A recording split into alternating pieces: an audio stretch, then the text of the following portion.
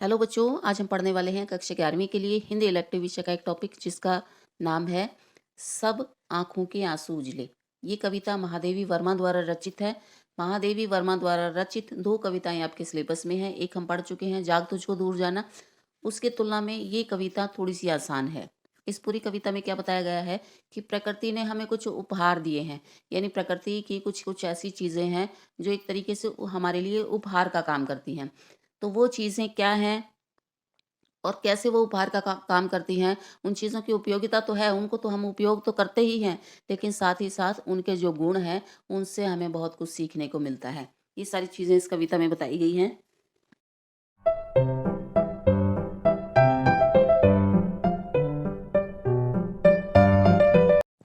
चलिए कविता का सरलार्थ देखते हैं। सब आँखों के आँसू उजले, सबके सपनों में सत्य पला। ये पहली लाइन को अगर हम अच्छे से समझ लेंगे, उसके बाद कविता हमारे लिए बड़ी आसान हो जाएगी, क्योंकि इस पहली लाइन को सही प्रूव करने के चक्कर में ये पूरी कविता लिखी गई है। तो पहली लाइन क्या है? ये जैसा मैंने कविता का थोड़ा-सा इंट्रोडक्शन दिया था, तो आपको बताया कि कविता का उद्देश्य क्या है कि प्रकृति जो है हमें कई तरीके से प्रेरणा देती है। तो वो प्रेरणा क्यों देती है, क्या है, उसके लिए हमें ये लाइन समझनी पड़ेगी। यहाँ से शुरू करते हैं। सबके सपनों में सत्य पला, कि हर व्यक्ति के जीवन का एक सपना होता है। हर व्यक्ति का एक अलग सपना होता है। सपना मतलब रात में सोकर देखने वाला सपना नहीं, उसके जीवन का महान उद्देश्य। हर व्यक्ति का अपना एक जीवन का अलग से महान उद्देश्य होता है। उस महान उद्देश्य के लिए हर व्यक्ति ने अलग से एक संघर्ष किया होता है। यानी सबके सपने अलग हैं, सबकी परिस्थितियां अलग हैं, तो सबके संघर्ष भी अलग हैं। हालांकि सबके संघर्ष अलग अलग हैं, लेकिन सब आंखों के आंसू उजले। उनकी आंखों में आने वाले आंसू जो हैं वो सच हैं। किसी का आंसू झूठा नहीं है। हम किसी की कंडीशन को चैलेंज नहीं कर सकते, हम किसी के आंसुओं को झूठा नहीं कर सकते।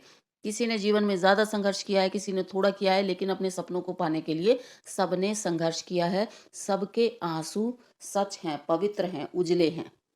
2 लोग प्रकृति में एक जैसे नहीं होते, यानी 2 लोग जो हैं विशेषताओं में, गुण में, व्यवहार में एक जैसे नहीं होते, अलग-अलग होते हैं।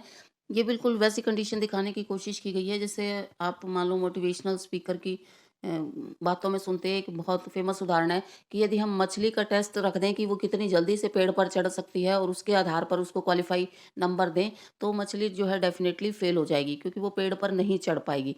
उसका काम है पानी में रहना और तैरना, तो हमें उसकी योग्यता के अनुसार जो है टेस्ट बनाना चाहिए। तो ये कुछ-कुछ उस तरीके की बात है कि हर व्यक्ति की योग्यता अलग है, उसके जीवन का उद्देश्य अलग है, उसका सपना अलग है, उसके काम करने का तरीका अलग है।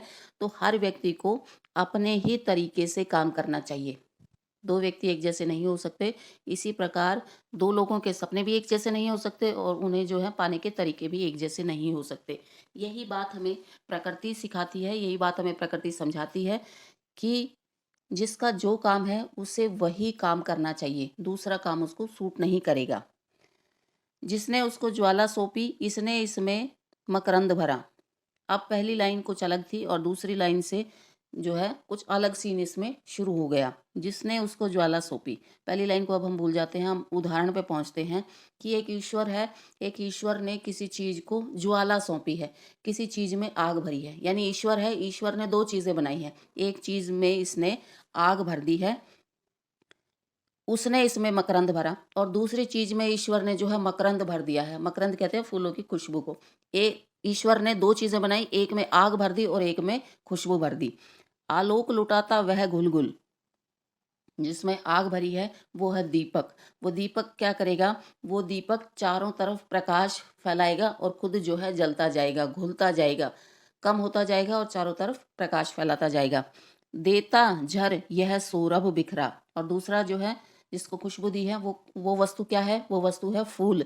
देता झर यह सौरभ बिखरा। फूल जो है अपने जो फूलों के अंदर ध्यान से देखोगे जो पराग कण होते हैं जिनसे खुशबू पैदा होती है, कि वो हवा में उनको उड़ा देते हैं और जो है चारों तरफ खुशबू बिखरा देते हैं, यानी अपने आप को नष्ट कर देते हैं और चारों तरफ खुशबू बिखरा देते हैं। दोनों सेम काम कर रहे हैं। दीपक भी अपने आप को नष्ट कर रहा है लेकिन जगत को प्रकाश दे रहा है, और फूल भी अपने आप को नष्ट कर रहा है, अपने परागकणों को हवा में बिखरा दे रहा है और दुनिया को खुशबू प्रदान कर रहा है। दोनों संगी पथ एक, दोनों एक पथ के साथी हैं। एक पथ के साथी यानी दोनों को ईश्वर ने बनाया है। इस प्रकृति में वो आए हैं, इस जीवन में, हमारे जीवन में वो आए हैं, तो दोनों एक प्रकार से एक ही रास्ते के साथी हैं। किंतु कब दीप खिला, कब फूल जला, लेकिन उन दोनों के काम अलग-अलग हैं। यानी इस प्रकृति में दोनों को ईश्वर ने बनाया है, इसलिए वो दोनों संगी हैं, दोनों साथी हैं, लेकिन दोनों के काम बिल्कुल अलग-अलग हैं।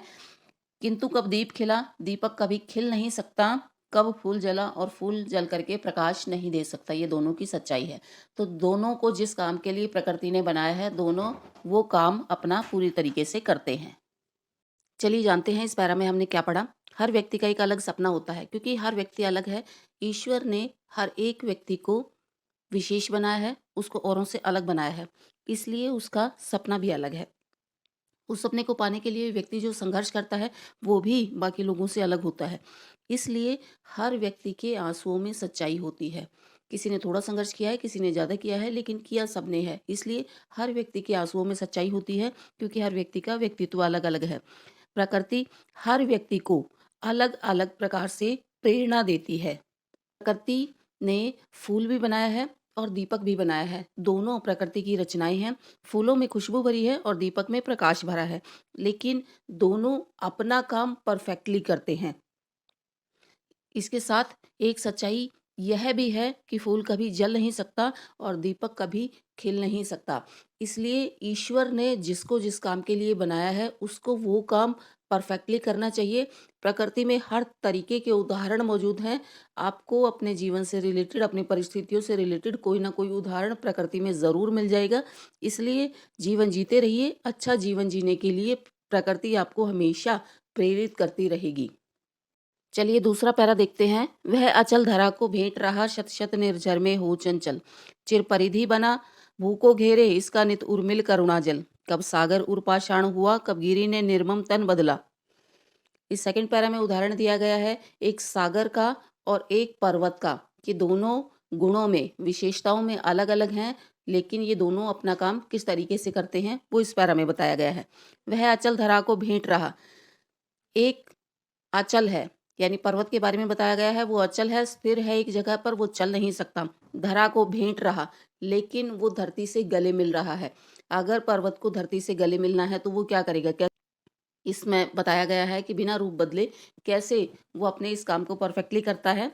शत शत निर्झर में हो चंचल, पहाड़ों के अंदर से सैकड़ों झरने निकलते हैं, जो पहाड़ों से निकल करके भूमि को चारों तरफ से घेर लेते हैं। चिर परिधि बना भू को घेरे, जो बहुत लंबी चौड़ी परिधि बना करके, घेरा बना करके भूमि को घेर लेते हैं। यानी पहाड़ों में से झरने निकले और उस पानी ने नीचे आकर के धरती को घेर लिया और वो एक सागर की शक्ल में बदल गया। इसका नित उर्मिल करुणा जल।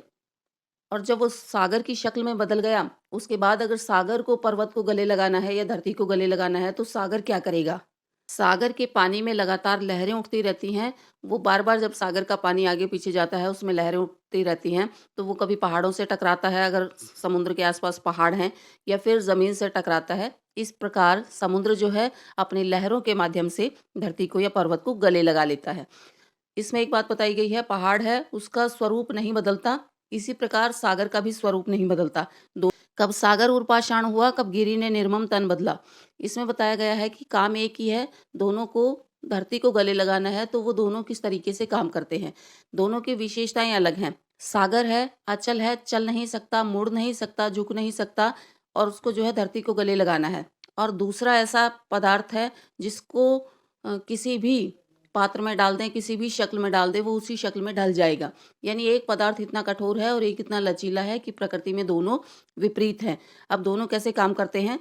जब सागर उर पाषाण हुआ, यदि सागर को, पर्वत को गले लगाना है, तो वो पत्थर हृदय का नहीं होता, अपने स्वरूप में परिवर्तन नहीं करता, वो उतना ही लचीला बना रहता है और अपनी लहरों के माध्यम से पर्वतों को चूमता रहता है।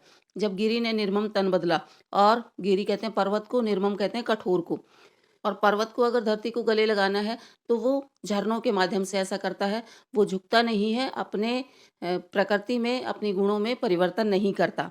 तो दो पदार्थों का उदाहरण दिया गया है, दोनों पदार्थ प्रकृति में एक दूसरे से बिल्कुल विपरीत हैं। चलिए देखते हैं इस पैरा में हमने क्या पढ़ा। पर्वत और सागर का उदाहरण दिया गया है।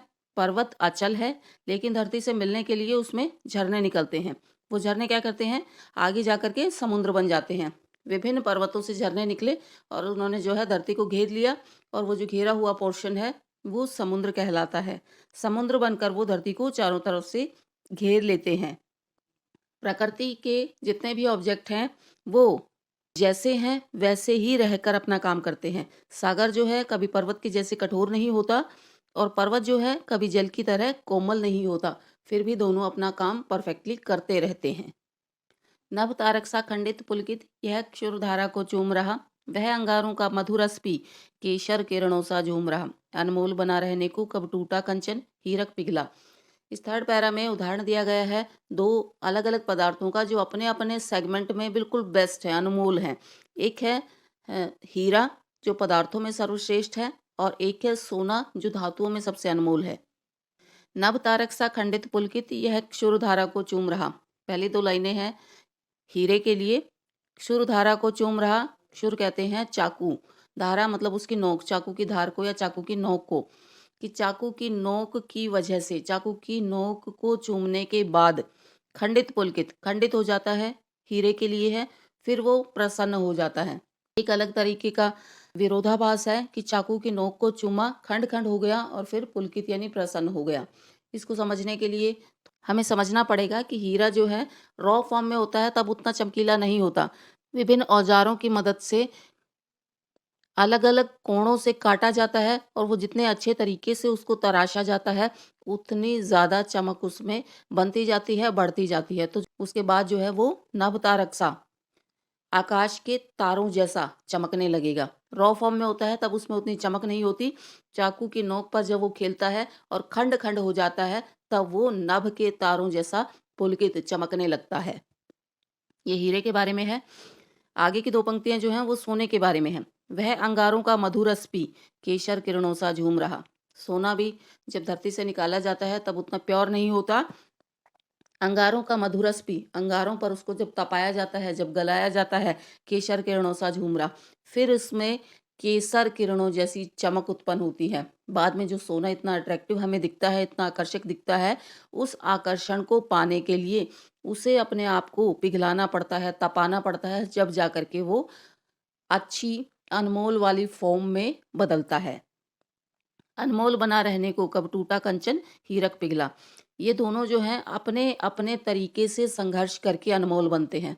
दोनों का जो उदाहरण दिया दोनों पदार्थों का, अपने अपने तरीके से संघर्ष करके अनमोल बनते हैं। हीरे को अनमोल बनने के लिए चाकू से कटना पड़ता है, और सोने को अनमोल बनने के लिए पिघलना पड़ता है। लेकिन हीरा जो है कभी पिघलता नहीं है, और सोना जो है टूटता नहीं है। सोने को जो है ज़्यादा दाब मिलेगा, ज़्यादा ताप मिलेगा तो वो पिघल जाएगा, सोना टूटेगा नहीं, लचीला होता है। इसी प्रकार हीरा कठोर होता है, वो पिघलता नहीं है, वो टूटता है। तो दोनों अलग अलग तरीके से संघर्ष करके अपने अपनी श्रेणी में अनमोल बनते हैं। चलिए देखते हैं इस पैरा में हमने क्या पढ़ा। हीरा और सोना दो अलग अलग पदार्थ हैं। हीरा सबसे कठोर पदार्थ माना जाता है, और टूटने के बाद उसमें तारों जैसी चमक आती है। चमकने के लिए उसको चाकू की नोक को चूमना पड़ता है, कटना पड़ता है बार बार। सोने को अंगारों का रस पीना पड़ता है, और तब जा करके वो प्योर बनता है, तब जा करके वो शुद्ध बनता है, तब कर वो केसर के समान निखरता है। दोनों अनमोल हैं, लेकिन दोनों अनमोल बने रहने के लिए अपना गुण नहीं बदलते। हीरा कभी पिघलता नहीं है, और सोना कभी टूटता नहीं है। तो जो जैसा है उस तरीके से रह करके संघर्ष करता है। अगला पैरा देखते हैं। नीलम मरकत के संपुट दो, जिनमें बनता जीवन मोती, इसमें ढलते सब रंग रूप उसकी आभा स्पंदन होती। जो नभ में विद्युत मेघ बना, वह रज में अंकुर हो निकला। अब इस पैरा में बताया गया है आकाश और धरती के बारे में। नीलम मरकत के संपुट दो। नीलम एक रत्न है नीले रंग का। मरकत कहते हैं पन्ने को, पन्ना भी एक रत्न है हरे रंग का। ये दो रत्नों के बारे में बात की गई है। दोनों रत्नों से तुलना की गई है हमारे धरती और आकाश की। धरती ग्रीनरी की वजह से इसको हरा बोला गया है पन्ने के समान, और आकाश को नीला बोला गया है। नीलम मरकत के संपुट दो। संपुट कहते हैं हाथों की अंजलि जैसी शेप को। मोती जिस सीप में से निकलता है, उस सीप जैसी शेप को, जिनमें बनता जीवन मोती। अब जैसे सीप की शेप होती है, एक ऊपर और एक नीचे, और उसमें बीच में बड़ी सावधानी के साथ मोती रहता है, मोती बनता है। ठीक वैसे ही कुछ-कुछ शेप है, नीचे धरती है और ऊपर आकाश है, और उन दोनों के बीच, बीच वाली जो लेयर है, बीच वाली जो जगह है, उसमें जीवन रूपी मोती बनता है। यानी हर प्रकार के जीव जो है यहाँ पैदा होते हैं। जिस प्रकार एक सीप है, उसमें ऊपर और नीचे दोनों लेयर हैं, उसको प्रोटेक्ट करने के लिए मोती बनता है उसके अंदर, उसी प्रकार ऊपर आकाश है और नीचे धरती है और बीच में जीवन रूपी मोती बनता है। सभी जीवों को मोती बोला गया है इसमें। इसमें ढलते सब रंग रूप, और इन दोनों लेयर्स के बीच में ही सब रंग रूप ढलते रहते हैं। सब रंग रूप ढलना यानी जीवन की विभिन्न अवस्थाएं, यानी जन्म लेना और जन्म लेने के बाद बड़ा होना, विभिन्न प्रकार के कार्य करना और फिर मृत्यु को प्राप्त हो जाना। इस प्रकार के सारे रंग रूप जो हैं इसमें, इसी के बीच में चलते रहते हैं। इसमें ढलते सब सब रंग रूप यानी जीवन की शुरुआत से लेकर के जीवन का विकास और फिर जीवन का अंत, सारे इसी लेयर में चलते रहते हैं। ऊपर आकाश और नीचे धरती, और बीच में जीवन का ये पूरा चक्र जो है चलता रहता है। उसकी आभा स्पंदन होती, दोनों ही प्रकार की जो पदार्थ हैं, या जो दोनों ही प्रकार की जो ईश्वर की रचनाएं हैं, उसकी आभा स्पंदन होती है। उसमें जो है ईश्वर की ही झलक हमें दिखाई देती है। दोनों अलग अलग तरीके से काम करते हैं, लेकिन दोनों एक जीव को प्रोटेक्ट करते हैं, एक जीवन को बनने में मदद करते हैं, उसके विकास में मदद करते हैं। वो चक्र जो है पूरा होने में दोनों जो है मदद करते हैं। जो नभ में विद्युत मेघ बना, वह रज में अंकुर हो निकला। एक में हमें क्या दिखाई देता है कि आकाश में विद्युत और मेघ बनता है, बादल और बिजली बनते हैं आकाश में, और धरती में जो है धूल में से अंकुर निकलता है। और दोनों को इस तरीके से भी देख सकते हैं कि आकाश में जब बादल बनेंगे और बिजली जब चमकेगी, तो वो एक प्रकार से नष्ट होने का या विनाश होने का कारण उसको हम देख सकते हैं। मान लो जीवन और मरण की बातें हो रही हैं, तो इसका अर्थ हम ऐसे भी निकाल सकते हैं कि आकाश में जो बिजली चमकती है मेघों के आने के बाद, वो मृत्यु का सूचक है, और रज में अंकुर हो निकला, और धरती में से कोई भी नया अंकुर निकलता है, वो जीवन का सूचक है। तो जीवन और मृत्यु को, दोनों को आकाश और धरती के माध्यम से दिखाया गया है। एक ही ईश्वरीय ताकत है जो दोनों में बसी रहती है और जीवन चक्र को पूरा करने में मदद करती है। चलिए जल्दी से देखते हैं, इस पैरा में हमने क्या पढ़ा। आकाश और धरती, दो चीज़ों के बारे में बताया गया है। आकाश को नीलम के साथ कंपेयर किया गया है और धरती को पन्ने के समान बताया गया है। दोनों के बीच में जीवन पलता है। कोई भी जीव है वो दोनों के बीच की लेयर में ही पाया जाता है। सभी रंग रूप, सभी सुख दुख जो है इसी लेयर में बनते बिगड़ते हैं। जीवन की हर स्थिति में इनकी मौजूदगी हमें दिखाई देती है। आकाश में बिजली चमकती है और बादल बनते हैं जो कि जीवन के अंत होने का सूचक होते हैं, और धरती में अंकुर निकलता है जो कि जीवन के प्रारंभ होने का सूचक होता है, और दोनों में ही ईश्वर की झलक हमें दिखाई देती है। लास्ट पैरा देखते हैं। संस्कृति के प्रति पग में मेरी सांसों का नव अंकन चुन लो, मेरे बनने मिटने में नित अपनी साधो के क्षण गिन लो, जलते खिलते बढ़ते जग में घुल मिल एकाकी प्राण चला, सपने सपने में सत्य ढला। ये लास्ट में कंक्लूजन वाला पैरा है। इसमें बताया गया है प्रकृति जो है अपना क्या संदेश देती है।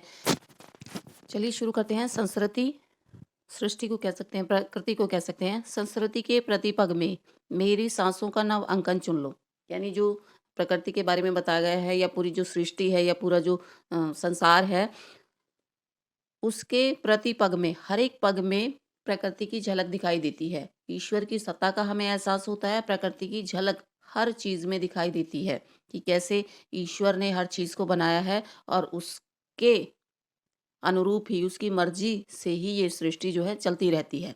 मेरे बनने मिटने में नित अपनी साधो के क्षण गिन लो। जैसे प्रकृति हर वक्त अपना रूप बदलती रहती है, कुछ बनता रहता है, कुछ मिटता रहता है, पुराना मिटता रहता है, कुछ नया बनता रहता है। तो जो बनना मिटना है, अपनी साधो के क्षण गिन लो। उस बनने मिटने से तुम अपने लिए प्रेरणादायक स्थितियां चूज कर सकते हो। आपको हर परिस्थिति की झलक, आपको अपने जीवन से संबंधित हर परेशानी की झलक, हर परेशानी का हल जो है इस प्रकृति में मिल जाएगा। जैसे ये प्रकृति क्षण बदलती रहती है, अपने हर सुख दुख को आप इसके साथ जोड़ करके जीवन जीने की प्रेरणा ले सकते हो। जैसे ये बनती मिटती रहती है, वैसे ही परेशानियां आती जाती रहती हैं। आप इनसे कनेक्ट करके जीवन जीने के लिए प्रेरित हो सकते हो। अपनी साधों के क्षण गिन लो। जैसा आपका लक्ष्य है, जैसा आपका साधन है, उस हिसाब से आप जो है प्रकृति से जुड़ सकते हो, उससे प्रेरणा ले सकते हो। जलते, खिलते, बढ़ते जग में, जग संसार, ये संसार जो है कई तरीके से रूप बदलता रहता है। कभी ये जलता है, कभी खिलता है, कभी बढ़ता है। यानी जैसे पीछे भी हमें उदाहरण दिए कि फूल की तरह खिलना, दीपक की तरह जलना, आगे बढ़ते रहना, ये वाली सारी चीज़ें जलते, खिलते, बढ़ते जग में, ये जग जो है, संसार जो है, हर समय बदलता रहता है। कभी ये आपके लिए आग के जैसा जलता महसूस होगा आपको कि बहुत ज़्यादा परेशानियाँ हैं, और कभी जब स्थितियाँ आपके अनुकूल होंगी तो ये आपको फूलों के समान लगेगा। तो ये जग ऐसा ही है, तो कभी ज़रूरत पड़ेगी तो आपको घुल-मिल कर सबके साथ, और आपको कभी ऐसा लगेगा कि अकेले ही चलना है, तो अकेले ही। आपको जो अपना लक्ष्य है वो प्राप्त करना है, कभी इस जग के साथ घुल-मिल करके और कभी अकेले चल कर के। सपने में सत्य ढला, क्योंकि हर व्यक्ति का एक अलग सपना है, उसको अपना सपना पूरा करना है, तो उसको जो है अपने अनुसार चयन करना होगा स्थितियों का। हर प्रकार की स्थिति में प्रेरणा देने के लिए प्रकृति आपके साथ मौजूद है, ईश्वर की सत्ता आपके साथ मौजूद है। आपको क्या करना है? केवल उसके साथ अपना कनेक्शन बनाना है, केवल उसके साथ आपको अपने आप को जोड़ करके देखना है। आपको ईश्वर की मौजूदगी के अंश इस प्रकृति में, इस सृष्टि में देखने को मिल जाएँगे। और उन सब चीज़ों से कनेक्ट करते हुए आपको जो है अपने सत्य के लिए, अपने सपनों के लिए, अपने लक्ष्य के लिए हमेशा प्रयास करते रहना है। चलिए देखते हैं इस पैरा में हमने क्या पढ़ा। प्रकृति का संदेश दिया गया है, जैसे कहानी के अंत में कहानी की शिक्षा होती है, इसी प्रकार इस कविता के लास्ट पैरा में एक पूरा संदेश समग्र रूप से है कि पूरी कविता में प्रकृति क्या संदेश देती है। संसार में हर जगह प्रकृति में उसका संदेश देखा जा सकता है। प्रकृति का संदेश इसको कह सकते हैं हम, ईश्वर का संदेश इसको कह सकते हैं। हर वस्तु के बनने में, मिटने में ईश्वर की हम झलक देख सकते हैं। हर एक साँस में हम उसकी झलक देख सकते हैं। हर एक जीव जो है, उसका बनना और उसका विकास और उसकी मृत्यु तक ईश्वर की झलक हर जीव की साँस में दिखाई देती है। आगे संसार की विशेषता हमने जानी कि जैसी आपकी आंतरिक स्थिति होगी, वैसा ही आपको ये संसार दिखाई दे सकता है। कभी आप अंदर से परेशान हैं और परेशानियों में घिरे हुए हैं, तो ये संसार आपको जलता हुआ दिखाई दे सकता है। और अगर आप अंदर से खुश हैं, प्रसन्न हैं, आपको जो चाहिए वो आपको मिल गया है, आपका लक्ष्य नज़दीक है, तो आपको जो है ये संसार फूलों सा खिलता हुआ दिखाई दे सकता है। इसी प्रकार के जग में जो हर रोज़ अपना रूप बदलता रहता है, आपको क्या करना है? कभी घुल-मिल कर और कभी जो है अपनी स्थिति के अकॉर्डिंग अकेले रह कर के, व्यक्ति चाहे किसी भी तरीके से देखे, उसे अपना काम करना है। प्रकृति हर रूप में उसके साथ है। तो आज हमने एक कविता पढ़ी, महादेवी वर्मा द्वारा रचित सब आँखों के आँसू उजले। इसमें मनुष्य के लिए प्रकृति का संदेश है कि मनुष्य प्रकृति के विभिन्न रूपों से प्रेरणा ले सकता है। हर व्यक्ति का एक अलग सत्य होता है, कोई और उसे अपने सत्य को पाने के लिए अपने तरीके से मेहनत करनी है। इसमें प्रकृति उसका साथ देने के लिए हर पल, हर क्षण यहाँ मौजूद है। कवियत्री ने विभिन्न उदाहरण दिए हैं कि प्रकृति कैसे उसका साथ देने के लिए, उसको प्रेरित करने के लिए मौजूद है। एक दीपक का उदाहरण दिया है, फूल का उदाहरण दिया है। आप दीपक से प्रेरणा ले सकते हैं अपनी परिस्थितियों के अकॉर्डिंग, या फूल से ले सकते हैं, पर्वत से ले सकते हैं, तो जल से ले सकते हैं। किसी की परिस्थितियाँ हीरे की तरह हैं, तो किसी की परिस्थितियाँ सोने की तरह हैं। किसी की परिस्थितियाँ नीलम की तरह हैं, तो किसी की पन्ने की तरह हैं। कोई धरती से प्रेरणा ले सकता है, कोई आकाश से प्रेरणा ले सकता है। इन सारे पदार्थों के बारे में जो बताया गया है, हर एक अलग पैरा में, इन सब के गुण अलग-अलग होते हैं, लेकिन और इन सब की सच्चाई भी अलग-अलग होती है, लेकिन वो अपना काम भी पूरी ईमानदारी से, पूरे परफेक्शन से करते हैं। सब जो है अपनी परिस्थिति के अनुसार प्रकृति के साथ रह करके या उससे अलग रह करके, समाज के साथ रह करके या उससे अलग रह करके अपना काम कर सकते हैं, अपने लक्ष्य का पीछा कर सकते हैं। हर कदम पर प्रकृति आपको प्रेरणा देने के लिए मौजूद है। आप हर कदम पर अपनी परिस्थिति के अनुसार उससे प्रेरणा लेकर के हर क्षण अपने लक्ष्य की ओर कदम बढ़ा सकते हैं। तो आज हमने पढ़ा सब आंखों के आंसू उजले। आई होप आपको ये कविता अच्छे से समझ आई होगी। अगली वीडियो में करेंगे हम इसके प्रश्न उत्तर।